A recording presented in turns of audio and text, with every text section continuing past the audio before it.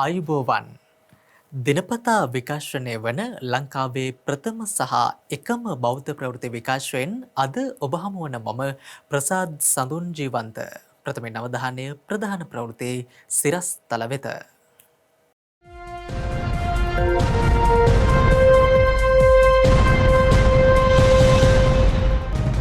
වෛරසයෙන් මාතෘභූමිය ආරක්ෂා කිරීමේ අරමුණින් අකණ්ඩව සතිපිරිත් දේශනයක් මිරිසවැටිය රාජමහා විහාරස්ථානයේදී හෙට රාත්‍රියේ සිට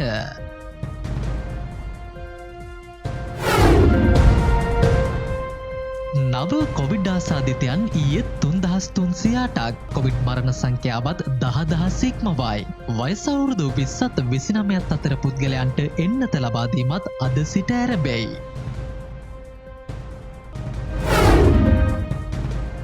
සඳහිරු සෑයේ පළඳවන චූඩාමානික්‍යත් කොත් වහන්සේත් තවදුරටත් කළුතර බෝධි පරිශ්‍රය තුළ දෛනිකව පුද පූජාවනුත් සිදු කෙරෙයි.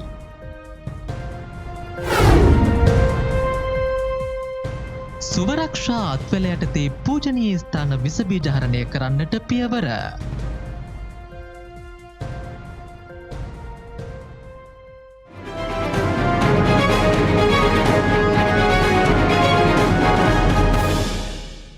පවතින COVID-19 වෛරසයෙන් මාතෘභූමිය ආරක්ෂා කර ගැනීමේ අරමුණින් සහ වෛරසය මැඩපැවැත්වීම සඳහා දිවාරෑ වෙහෙසෙන ආරක්ෂක නිලධාරීන්ට මෙන්ම සුවවිරුවන්ට සෙත් ප්‍රාර්ථනා කිරීමේ අරමුණින් ආශිර්වාදාත්මක සතිපිරිත් දේශනයක් ඓතිහාසික මිරිසවැටිය රාජමහා විහාරස්ථානයේදී හෙට රාත්‍රියේ සිට පැවැත්වීමට සැලසුම් කර තිබෙනවා. මෙවන විට පනවා ඇති නිරෝධායන ඇදිරි නීතිය සැලකිල්ලට ගනිමින් සෞඛ්‍යාරක්ෂිත ක්‍රමවේදයන්ට අනුව පිරිත් දේශනය පවත්වන බවයි ඓතිහාසික මිරිසවැටිය රාජමහා විහාරාධිකාරී ශ්‍රී ලංකා රජරට විශ්වවිද්‍යාලයේ කුලපති ආචාර්ය පූජ්‍යපාද ඊතලවැටුණුවේ ඥානතිලක නාහිමියන් අප සමග සඳහන් කළේ. මාරන්තික කොරෝනා වෛරස ව්‍යාප්තිය මෙරට ආරම්භයේ පටන් පූජනීය මහා සංඝරත්නයේ ප්‍රධානත්වයෙන් ආශිර්වාදාත්මක පිරිත් දේශනාවන් බෞද්ධ මාධ්‍යජාලයේ පිහිටි කොළඹ හත ශ්‍රී සම්බෝධි මහා විහාරස්ථානය ඇතුළු දිවයිනේ විවිධ විහාරස්ථාන කේන්ද්‍ර කරගැනීමෙන් පසුගිය කාල වකවානුවේදී පවත්වනු ලැබුවා. ඒ තුනුරුවනේ ආශිර්වාදයෙන් රෝග බිය දුරු කර ගැනීමේ අරමුණෙන් එම අරමුණ පෙරදැරිව ඓතිහාසික මිරිසවැටිය රාජමහා විහාරස්ථානයේ කේන්ද්‍ර කර ගැනීමෙන් හෙට රාත්‍රියේ සිට අඛණ්ඩව සතියක් ආශිර්වාදාත්මක සතිපිරිත් දේශනයක් පවත්වන්නට මෙවන විට සීලු කටයුතු සූදානම් කර අවසන්. අටම ස්ථානාධිපති නාහිමිරුන්ගේ ආශිර්වාදයේ මැදේ පිරිත් දේශනය පවත්වන බවයි මිරිසවැටිය රාජමහා විහාරාධිකාරී ශ්‍රී ලංකා රජරට විශ්වවිද්‍යාලයේ කුලපති ආචාර්ය පූජ්‍යපාද ඊතලවැටුණුවේ ඥානතිලක නාහිමියන් අප සමග සඳහන් කළේ. කොරෝනා වෛරසයෙන් රටත් ලෝකයත් වසංගතයක් හැටියට භීතියට පත් වෙලා ඉන්න වෙලාවේ ජනතාව රටවාසී ලෝකවාසී ජනතාවට සැනසීම නිදුක් නිරෝගී සුවය ආයුරාරෝග්‍ය සම්පන්නිය ප්‍රාර්ථනා කරමින් වසර 2150ක් පැරණි දුටුගැමුණු රජතුමා මේ සුද්ධ වූ නගරේ මේ මහමෙවුනා වූනේ රම්මසුයේනේ ඉදි කරන ලද මේ ජයකොන්තේ තැන්පත් කරලා ඉදි කරන ලද ඓතිහාසික මිරිසවැටි සෑරාජයන් වහන්සේ අභියසදී 90000ක් රහතන් වහන්සේලා වැඩ සිටපු මේ සුද්ධ වූ බුද්ධ භූමියේ ඉඳගෙන දුටුගැමුණු රජතුමාගේ සියලු ප්‍රාර්ථනා ඉෂ්ට සිද්ධ කර ගැනීම සඳහා එතුමා අවසාන මොහොත දක්වා වඳින ලද පුදන ලද ඒ සදාතුක ධාතුන් වහන්සේ සහිත ජයකොන්තේ ඉදිරිපිට ඉඳගෙන උතුරු මධ්‍යම ශාවයේ ප්‍රධාන සංඝනායක අටම ස්ථානාධිපති ආචාර්ය පල්ලේගම සිරිනිවාස නායක හිම්පාණන් වහන්සේගේ අවවාද අනුශාසනා පරිදි සත් දිනක් තිස්සේ පිරිත් සජ්ජායනා කරමින් විශේෂයෙන් ගිනි පිරිත, ජොර පිරිත, ජය පිරිත, රතන සූත්‍රය වැනි සූත්‍ර අන්තර්ග්‍රහණය කරමින් නොකොඩවාම දින 7ක් තිස්සේ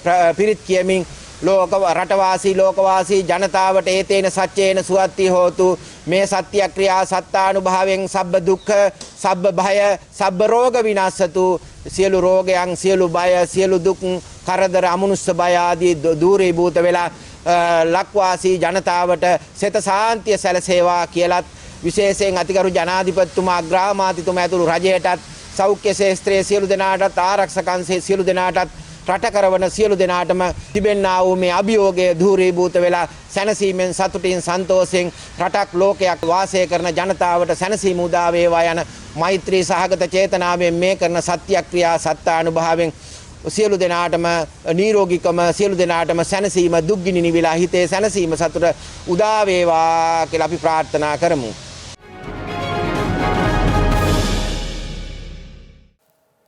සෞඛ්‍ය අමාත්‍යංශය මගින් මෙහෙවන කොවිඩ් රෝගීන් නිවෙස්ගත ප්‍රතිකාර ක්‍රමය මෙවන විටත් දීපව්‍යාප්තව දිස්ත්‍රික්ක මට්ටමින් ක්‍රියාත්මක කර තිබෙන බව එහි ප්‍රධානී විශේෂඥ වෛද්‍ය මල්කාන්ති ගල්හේන මහත්මිය පවසනවා. මාධ්‍ය වෙත අදහස් පළ කරමින් එතුමිය වැඩිදුරටත් සඳහන් කළේ මේ දක්වා රෝගීන් 53368ක් වෙත ප්‍රතිකාර ලබා දී තිබෙන බවයි. මේ අතර වයස අවුරුදු 20ත් 29ත් අතර තරුණ තරුණියන් වෙත එන්නත්කරණය සිදු කිරීම අද සිට ආරම්භ වුණා.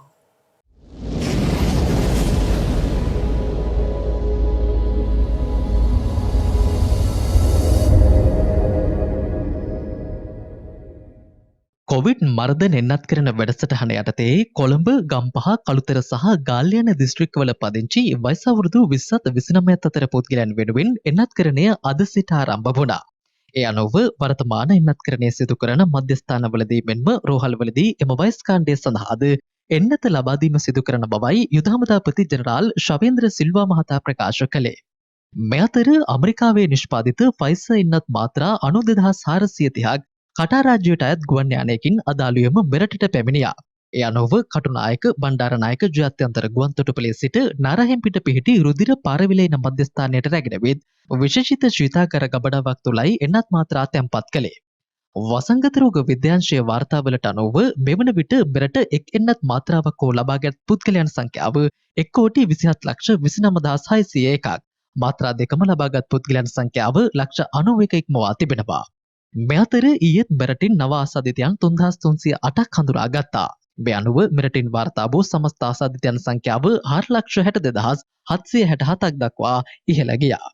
කොවිඩ් ආසාදිතයන් 68,070 දෙනෙකු තවදුරටත් ආසාදිත තත්ත්වයේ පසුබන අතර සමස්ත ආසාදිතයන්ගෙන් 3,84,557 දෙනෙකු පූර්ණ සුවය ලබා තිබෙන බවයි වසංගත රෝග විද්‍යාංශය සඳහන් කළේ. කෙසේ වෙතත් රජය තහවුරු කළ නව කොවිඩ් මරණ 189ත් සමගින් මෙරට සිදු වූ සමස්ත කොවිඩ් මරණ සංඛ්‍යාව දසදහසේ සීමාවත් ඉක්මවා ගියා. මේ වන පිට සමස්ත කොවිඩ් රෝගීන් 4,62,767ක් වාර්තා වෙලා තිබෙනවා. එයින් 3,84,557ක් සුවය ලබා තිබෙනවා. මේ වන විට සමස්ත මරණ සංඛ්‍යාව 10,000 ඉක්මවලා තියෙනවා. අද දිනේදී ඊට වාර්තා වන පරිදි සමස්ත මරණ සංඛ්‍යාව 10,140ක් ලෙස වාර්තා වෙනවා. ඒ වගේම ඊයේ දිනේට නව රෝගීන් 3,308ක් වාර්තා වෙනවා. මරණ සංඛ්‍යාව 189ක් හැටියට වාර්තා වෙලා තිබෙනවා. ප්‍රතිකාර මධ්‍යස්ථාන 224ක ඇඳන් 39,327ක් සූදානම් කරලා තියෙනවා. මේන් ඇඳන් 28,563ක් මේ මොහොතේ භාවිතයට ගැනෙනවා. ඒ වගේම මේ මොහොතේ භාවිතයට ගැනෙන දැඩි සත්කාරක ඒකක ඇඳන් ගන්න 100ක් හැටියට වාර්තා වෙනවා. මේ අතර සෞඛ්‍ය අමාත්‍යාංශය මගින් ක්‍රියාත්මක කරන කොවිඩ් රෝගීන් නිවෙස්ගත ප්‍රතිකාර ක්‍රමය පිළිබඳව එහි ප්‍රධානී විශේෂඥ වෛද්‍ය මල්කාන්ති ගල්හේන මහත්මිය මෙලෙස කරුණාවරණය කළා. ඇත්තටම මෙම ව්‍යාපෘතිය අපි ක්‍රියාත්මක කරේ පසුගිය ජූනි 6 වෙනිදා බස්නාහිර පළාතින් පටන් අරගෙන දීප ව්‍යාප්තව ව්‍යාප්ත කරනු ලැබුවා. සමහර දිස්ත්‍රික්කවල උදාහරණයක් වශයෙන් පොළොන්නරුව, මන්නාරම වගේ දිස්ත්‍රික්කවලින් අපිට තාම රෝගීන් ලැබිලා නැහැ. මේ දක්වා අපි මේ ප්‍රතිකාර ක්‍රමය යටතේ 52,368ක් ටම ප්‍රතිකාර සේවා සපයලා තියෙනවා සාර්ථකව. අද දින වෙනකොට අපිට බලා ගන්න රෝගීන් ඉන්නවා 14,223ක්. මේන් අපි ඇත්තටම රෝහල් ගත කරලා තියෙන්නේ මේ මුළු රෝගීන් 52,368ටම 607 දෙනයි ප්‍රතිකාර අවසන් කරලා ඔවුන් ආපහු නිරෝගී තත්ත්වයෙන් නැවත මේ පද්ධතියෙන් මුදා හැරලා තියෙනවා 37,448ක්. එතටම මේකට ඔබ ලියාපදිංචි වීමට නම් ප්‍රදේශයේ ඔබගේ MOH ડોක්ටර් හරහා මේ පද්ධතියට ලියාපදිංචි වීමට වග බලාගත යුතුයි. ඔහු තමයි අපිට මේ රෝගීන්ව බාර දෙන්නේ. ඒකට අපි ඔහු විසින් බාර දෙන මේ රෝගීන් මේ පද්ධතියට අරගෙන අපි සාර්ථකව සහ ඇත්තටම ආරක්ෂාකාරීව විශේෂඥ වෛද්‍යවරුන්ගේ අධීක්ෂණය යටතේ ඔබව බලා ගන්නවා. ඍජුවම අපි මැදිහත් වෙනවා රෝගී සත්කාරක සේවයට පුහුණු කරන ලද වෛද්‍ය කණ්ඩායමක් හා සමග. දැනට ශීඝ්‍රයෙන් මෙම රෝගය ව්‍යාප්ත වෙන නිසා සෞඛ්‍ය අමාත්‍යාංශයේ මගින් ඇත්තටම අපි දීප ව්‍යාප්තව ගිය සතිය වෙනකොට ක්‍රියාත්මක කරත් අපිට කෑගල්ල, පොළොන්නරුව සහ මන්නාරම් වගේ දිස්ත්‍රික්ක වලින් තාම රෝගීන් මේ පද්ධතියට ඇතුළත් වෙලා නැහැ. ඉතින් ඇත්තටම මේ අලුත් ක්‍රම සහ තාක්ෂණික ක්‍රමත් සමගම ඔබට තවදුරටත් මෙම පද්ධතියට ඇතුළත් වීමට රෝගීන් වශයෙන් ඇතිවෙන හැකියාව මම හිතනවා වැඩි දියුණු වේවි කියලා. ඒ මගින් අපිට සාර්ථකව ඔබ හැමෝටම ප්‍රතිකාර කිරීමේ අවස්ථාවක් ලැබෙයි නිවෙස්ගතව බොහෝ වෙලාවට ඔබ රඳවා තබාගෙන.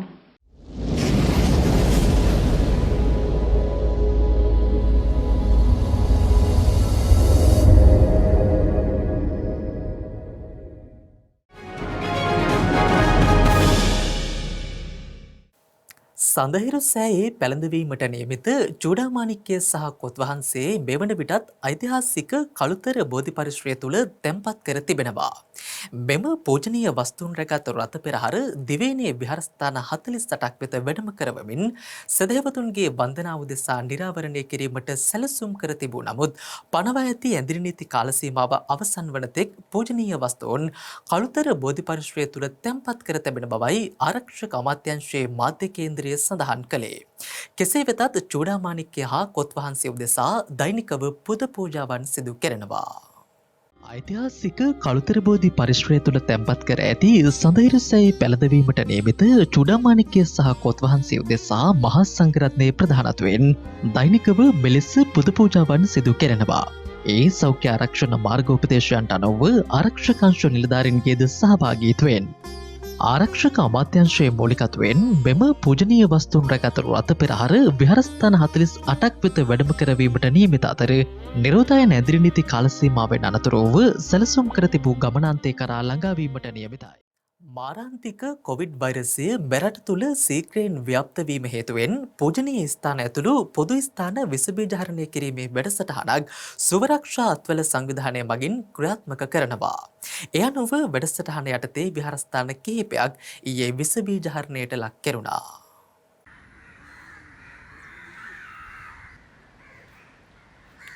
අත්වල සංවිධානය විසින් ශාන්ත ටෝන් ගිලන් රථ හමුදාවේ කොළඹ ගම්පහ කොට්ටාශය සමග ඒකාබද්ධව සුවරක්ෂා අත්වල වැඩසටහන යටතේ දෙවෙනි පුරා පූජනීය ස්ථාන හා පොදු ස්ථාන විස බීජහරණය කිරීම සිදු කෙරෙනවා.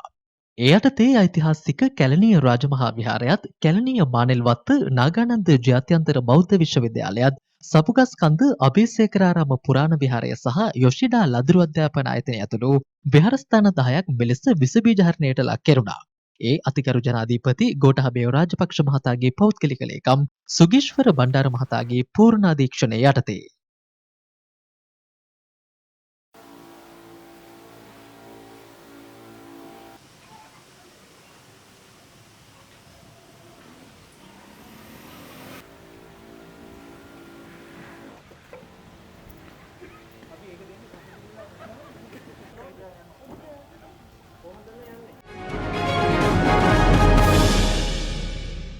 කළුතර නාගොඩ මහරෝහලේ ලේ බැංකුවේ පවතින ලේ අවශ්‍යතාවය සපුරාලීමේ අරමුණින් ලේ දන් දීමේ වැඩසටහනක් කළුතර විද්‍යාලයේදී අද දියත් කෙරුණා. කළුතර දිස්ත්‍රික්කයේ ගුරු විදුහල්පති සමිති සන්ධානය මගින් ලේ දන් දීමේ වැඩසටහන සංවිධානය කළේ සෞඛ්‍ය ආරක්ෂිත ක්‍රමවේදයන්ට අනුකූලවයි.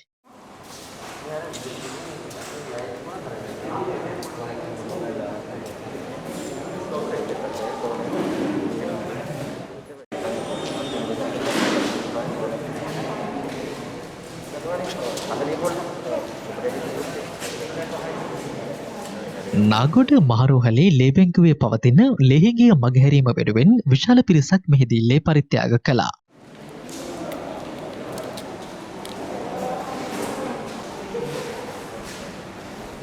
මේ සඳහා වෛද්‍යවරුන් ඇතුළු හෙද කාර්ය මණ්ඩලය සහයෝගය ලබා දුන්නා.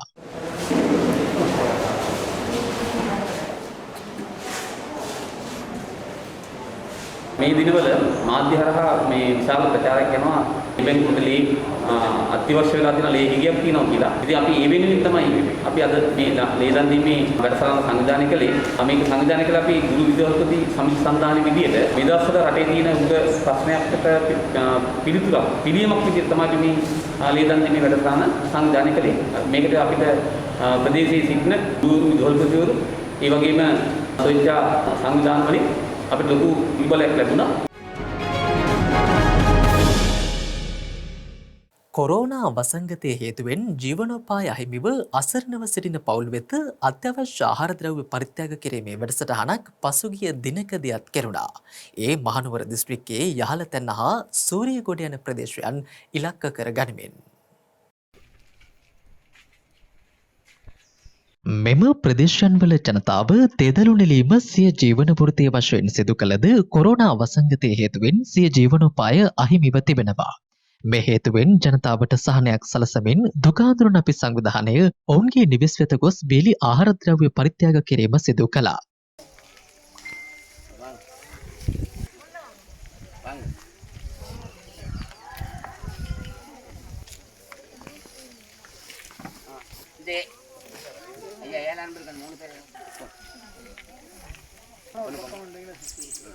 මෙහිදී පවුල් 150කට පමණ ආහාර ද්‍රව්‍ය පරිත්‍යාග කළ අතර ප්‍රදේශයන්හි අසරණව සිටින පවුල් සඳහා උපකාර කිරීමද මේ යටතේ සිදු කෙරුණා. මේ වෙලාවේ රටේ තියෙන තත්ත්වෙත් එක්ක දුප්පත් මිනිස්සු වෙනුවෙන් යමක් කරන්න ඕනේ කියලා ඒ අඳුනගත්ත ඉදිරියේදී අපිට කරන්න පුළුවන් සෑම දෙයක්ම ඔයාලා වෙනුවෙන් අපි කරන්න බලාපොරොත්තු වෙනවා. ඒත් සමගින් අදට නියමිත සුසන්දේශ ප්‍රවෘත්ති විකාශය නිමාවට පත්වෙනවා. YouTube සහ සුසන්දේශ Facebook පිටු ඔස්සේ දිනපතා විකාශනය වන ලංකාවේ ප්‍රථම සහ එකම බෞද්ධ ප්‍රවෘත්ති විකාශයත් සමගින් ඔබට දිනපතා එක්විය හැකි. ඔබ සැමට සුවදායි රාත්‍රියක්. සම්මා සම්බුදු සරණයි.